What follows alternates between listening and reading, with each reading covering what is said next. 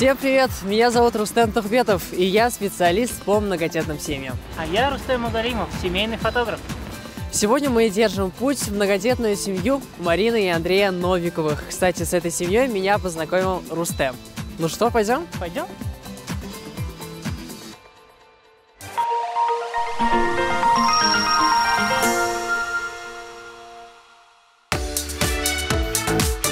Я всегда мечтал жить в большой семье, даже завидовал одноклассникам, у которых несколько братьев или сестер. По-моему, много детей – это круто. Я, конечно, точно не знаю, зато уверен, что детей много не бывает. В этой передаче мы лично познакомимся с ребятами, чьи семьи считаются многодетными. Проведем с ними целый день.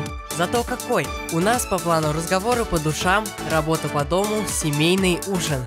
Наш проект реально покажет, как живется моим сверстникам в многодетной семье. А за то, что наши герои пустили съемочную группу своей семьи, мы подарим каждому участнику фотоальбом. Они нам эмоции, а мы вам воспоминания. Мы с Мариной познакомились, это было осенью. Мы жили на центральном рынке, снимали жилье с сестренкой. И у сестренки был день рождения, она попросила, чтобы я пошел куда-нибудь прогулялся. Ой, познакомились мы очень интересно и неожиданно. Подружка познакомилась в интернете с парнем. Он говорит не один, с каким-то там своим другом. И не могла бы ты поехать со мной? Подруга Марина пригласила ее тоже. Ну, так вот встретились. Больше не расставались, не помню даже. Это было 7 октября 2008 года. Вот все это время мы вместе. Мы, получается, поженились 9 января 2009 года уже. Тортик вкусный. Настоящий праздничный обед. Вкусный. И мне, папе. Ну, малышам сначала. И девочкам. Самый большой. Чуть-чуть, совсем поменьше стёк, но зато там много. Марина, Андрей, я вот попал в ваш дом, ну, как будто в сувенирной лавке, как будто где-то в Скандинавии, Швеции сижу. Вы сами так все подбирали или так получилось? Вы знаете, мы очень любим старинные вещи какие-то или вещи ручной работы, сделанные своими руками. Что-то красивое видим, приносим в дом, ищем место. Раз встала, и потом все так собралось, и теперь радует глаз. То есть инициатор этого всего интерьера вы, да? Да. Мне очень нравятся красивые вещи. А Андрей вас поддерживает, да? Андрей меня во всем поддерживает, дай бог ему здоровья. А вот я заметил то, что у вас даже одежда одинаковая, да? Да, все началось с мамы, потому что мама работает в школе, надо достойно выглядеть перед учениками. А потом, ну, думаю, сделаем всем в одном стиле, пускай будут рубашечки. Нашили для всех. Теперь от старшего к младшему передаем. А папе заказали, но неформатный размер пришел. И мы теперь папину рубашку тоже послали.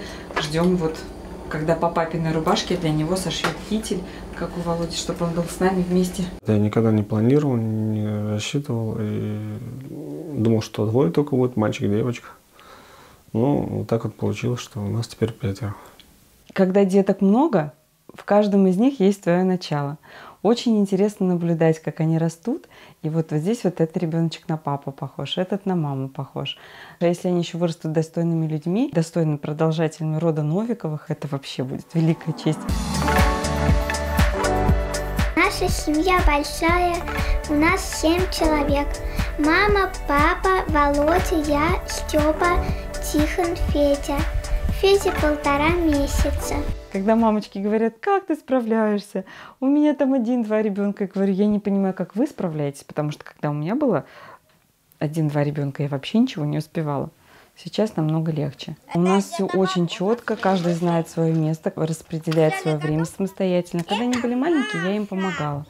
1 класс еще помогаю, потом, когда 2 класс, я стараюсь уходить в тень потихоньку и настраивать ребеночка на самостоятельную работу. Детки смотрят на нас и полностью нас копируют. Как бы мы ни хотели их воспитать правильно, там книжечки почитали, еще что-то, нет. Они полностью считывают с мамой и с папой.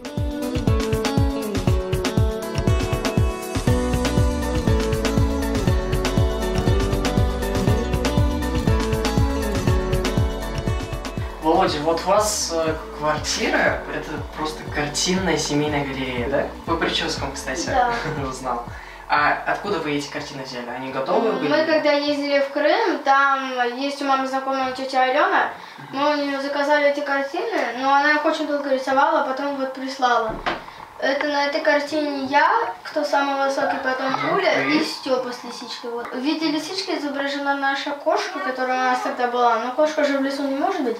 А потом у нас родился Тихон, и вот там мама отправила ему фотографию со Степиным медвежонком. Мама его сфотографировала, и тетя его тоже отдельно нарисовала. Получается, ты говоришь то, что можно присоединить, да? Да, ну вот как-то вот с любой стороны. Но лучше с той подходит, а с этой платья вот эту колобку нарисовала. У нас еще потом после этой картины родился Федор. Его мама, когда он подрастет, тоже отправит, он будет вот с этой стороны присоединяться. Мне кажется, я не являюсь исключением. Как и все мамочки через это проходят, как посвящение в матери своеобразное. Это, конечно, первый ребенок. Когда все впервые, и ты не знаешь, куда себя деть, нет возможности сказать, иди покачай кому-нибудь. Он рядом с тобой бесконечно, и нет ни минутки свободного времени. Я помню, как я даже кушать иной раз не успевала приготовить, и звонила супругу, просила привезти мне обед, потому что нужно молоко, есть нечего. Володя постоянно кричит. Владимиру сейчас 11 лет, имя хорошее, достойное. И вот он своим характером показывает, что он пытается, старается и будет владеть миром. Он как бы эгоистичный, как старший. Вот я тоже старший в семье.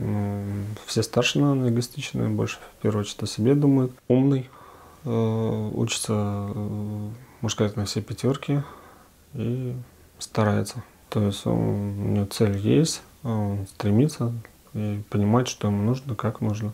Володя мой помощник. Володя очень ответственный парень, он очень самостоятельный. Главное отдать все изначально старшему ребенку, воспитать, научить, обучить всему. То есть мы не такие авторитеты с папой, как Володя. Володя сказал, все.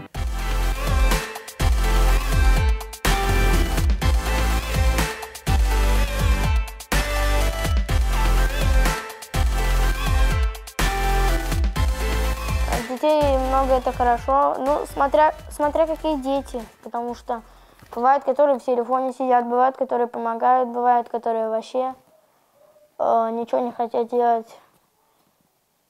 Бывают, которые потом ухаживают за мамой, поэтому смотря какие дети. Но каким я буду, я пока не знаю, но вообще я пообещала маме покатать ее на лимузине, и я хочу себе построить сам еще дом, потом уже жениться или наоборот, смотря как получится. Когда он родился, постоянно ставила ему классику. И в 4 года он вот довольно хорошо уже общался. Он мне говорит: мама, поставь мне Чайковского, я послушаю.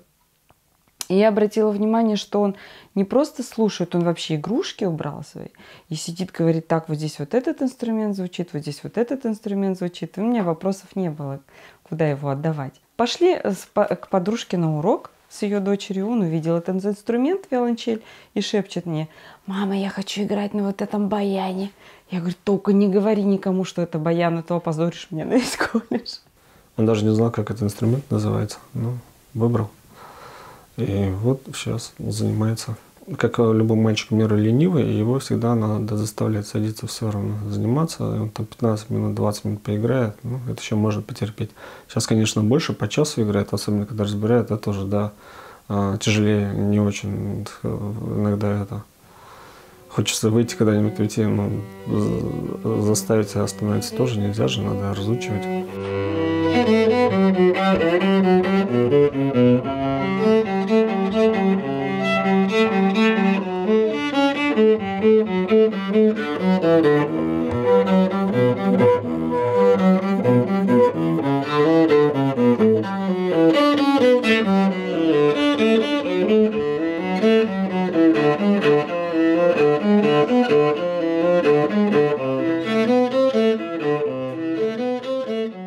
Инструмент я выбрал сам, он мне понравился по звучанию такому.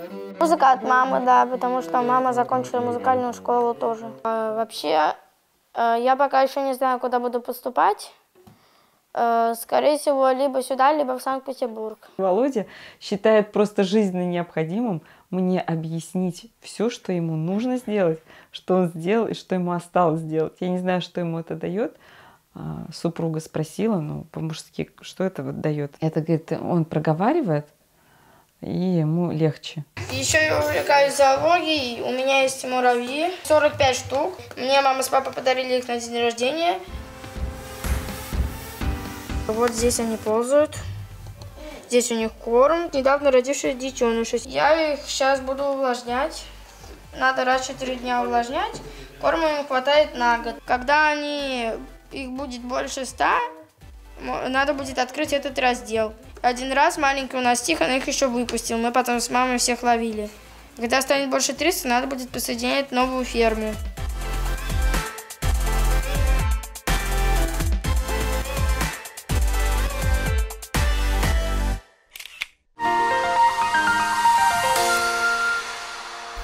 У нас в семье ходит в музыкальную школу я и Володя, и Степа. Я люблю классическую музыку. Я обычно играю Чайковского, Баха и Бетховена. Самое любимое произведение – «Болеть куклой».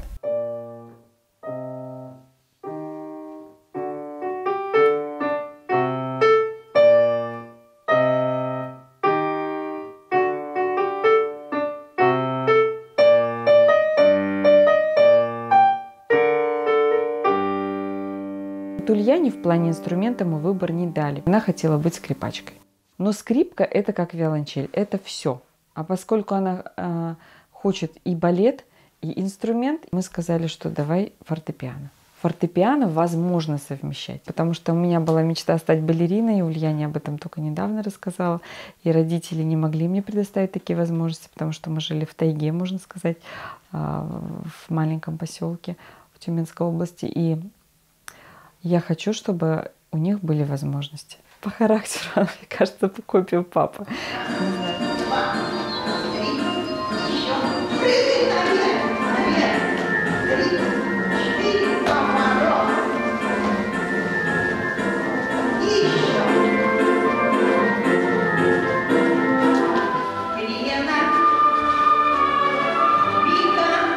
Очень целеустремленная, наверное, в папу. Ну, по крайней мере, по внешности вроде как. Ульяна переводится пушистая кудрявая. Единственная девочка, поэтому ей все можно. Она просто прирожденная актриса. Мои родители, допустим, мои родственники, близкие, сестры, они не до конца ее понимают. Может сейчас заплакать, потом она тут же такая вся строгая, потом она тут же может хохотать. Вот она играет. Я сразу сказала, что Володину жену и Ульяниного мужа я буду носить на руках вместо своих младших детей, потому что у них сложные характеры. Мы сейчас с тобой закрепочку сначала сделаем, а потом я тебе покажу, как, ладно? Вот смотри, закрепочка с этой стороны.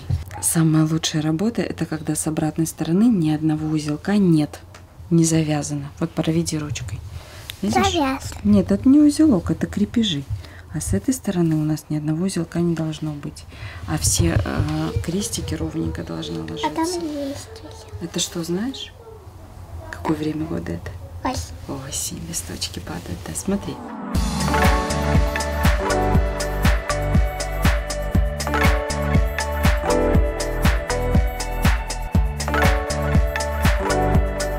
Побольше девочек хочет, но видите, у нас мальчики. Если первый, второй, как бы все ожидали, и, можно сказать, в какой-то степени планировали, то третьего, ну, не было, не думали, как бы, ну, получилось. Степан Андреевич у нас родился 15 октября. Степан очень жизнерадостный, весельчак. Степан душка-хохотушка. С ним очень весело, он такой открытый парень. Вот он, говорят, рубаха парень, вот это про Степана. Он может там где-то чего-то не так сделать, где-то полениться, где-то сбезалаберничать, где-то раскидать все игрушки, похулиганить. Он такой мелкий пакостник, мы прям его пакости вечером считаем. Он мне говорит: а давай ты как мама Эмилия из Лёни-Берги будешь вести блокнот и записывать туда все мои проделки вечером.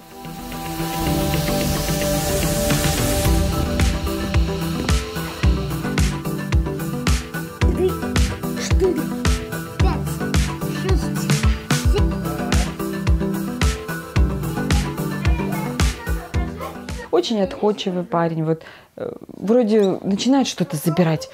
Так вот мужская агрессия начинает в нем играть. Потом Степочка, ну вот, ну надо делиться. И он всегда отдаст. Ему не надо, как Ульяне с Володей, объяснять, почему отдать, когда отдать, во сколько отдать, когда можно будет забрать. Нет, он все просто и на одной волне. Очень добрый, отзывчивый, постоянно возле мамы. Самое основное, наверное, помощник будет маме со временем, когда подрастет. Месяц на небе блестит, месяц в окошко глядит. О, и кто-то пришел будить ляльку. Да, Степа будет качать? Ты будешь качать лялю? Нет, сегодня не будешь. Степа так хорошо укладывает малыша. Он так поет ему хорошо.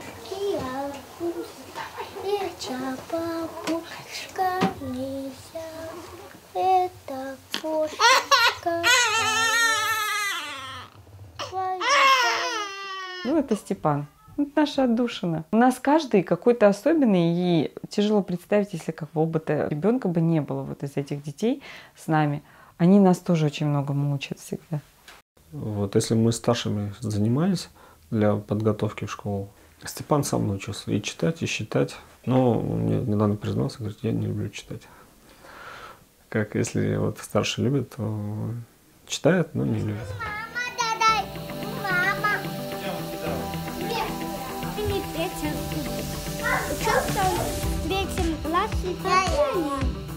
Успею, говорю, он в конце первой четверти, во второй на третью, так он опаздывал, да,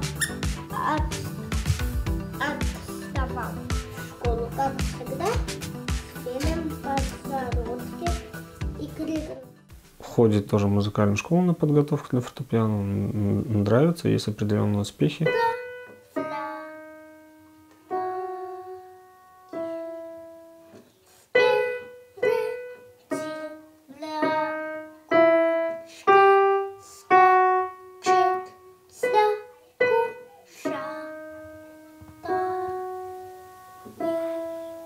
Молодец. Давай сыграем другое произведение, давай.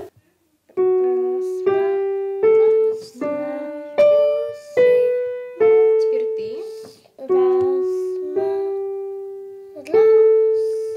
Только правый.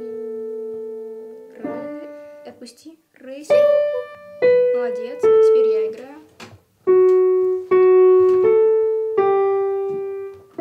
Готовься. Теперь ты.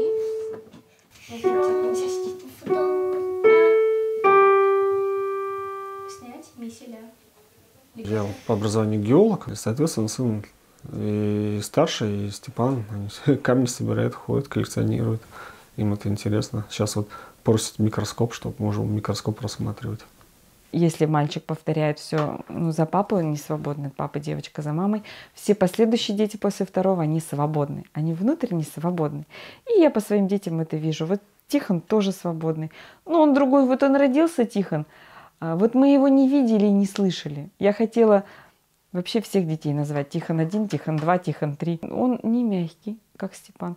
У него очень такой стержень, но в то же время он не сложный. С ним легко найти компромисс, он всегда помогает. Попробуй без него включи машинку стиральную или кухонную машину. Нет, он встает раньше всех после школьников и со мной включает утром все машинки, проходит прям. И потом уже идет по своим детским делам. Если он раскидал игрушки, ему достаточно одного раза сказать: тише, убери, пожалуйста, за собой, ты поиграл. И он идет и убирает, он уже другой. Я так понимаю, что все последующие дети будут еще другие, чем те другие.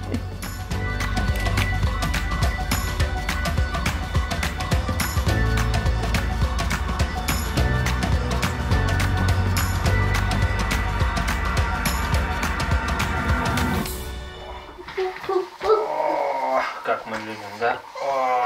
Чуть-чуть. Все. Так.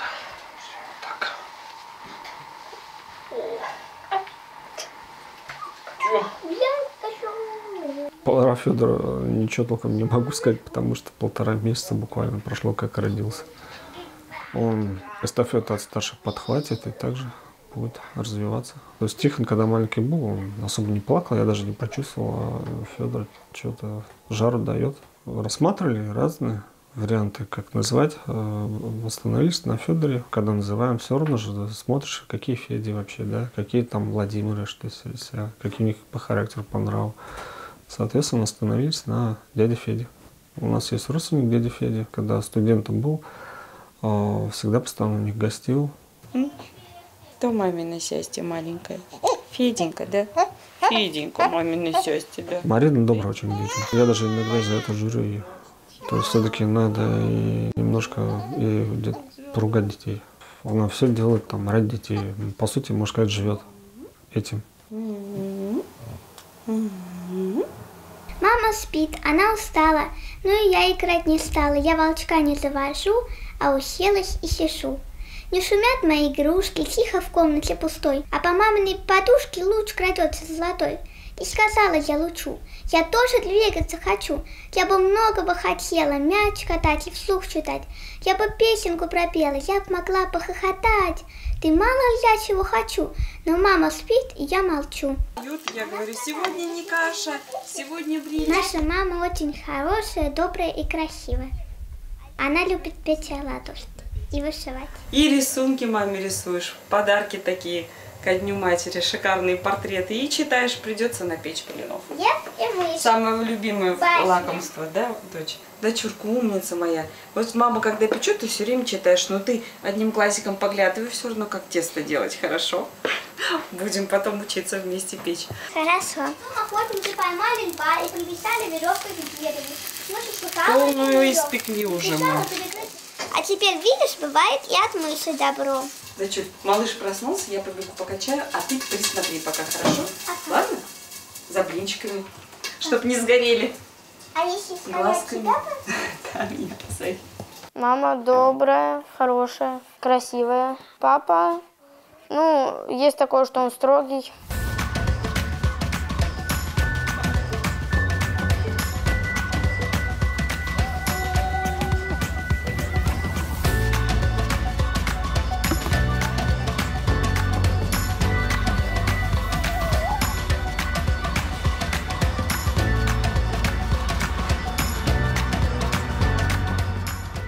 У нас в доме хозяин мама, потому что она наводит порядок. Мы помогаем маме. Больше всех помогает Володя, потому что он старший. У нас дружная семья, потому что мама нас любит. А вот это, Рустем, наш сундук, в котором хранятся все сокровища наших деток. Он полностью заполнен, да? Полностью заполнен детскими вот такими поделками. С самого раннего детства все, что они делают, я складываю. Я прям представляю себе так немножко постарше, как будто я уже бабушка, у меня маленькие вот такие вот внучатки, ну или меньшенькие, вместе сидим и разбираем. Вот это сделала твоя мама, вот это твой папа, когда ему было столько-столько лет. Вот. У меня аж мурашки от одной мысли, что такое когда-нибудь будет.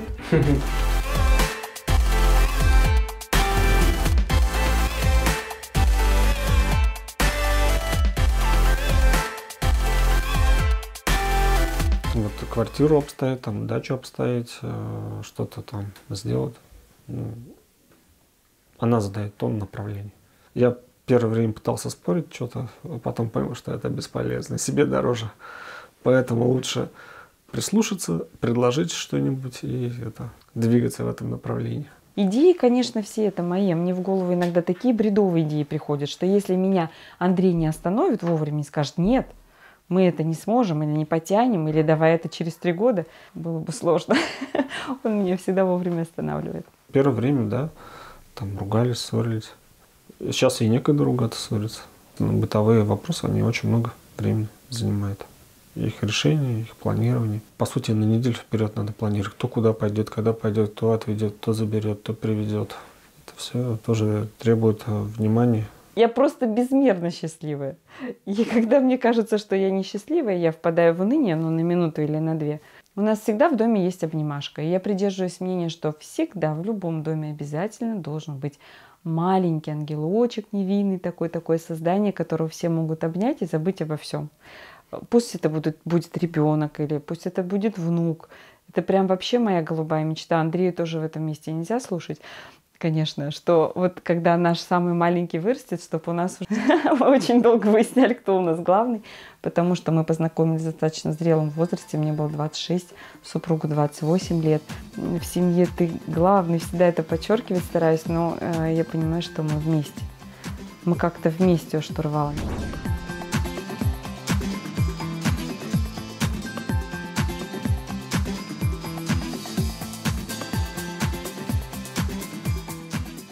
На правах старшего брата проводил Володю в музыкальную школу.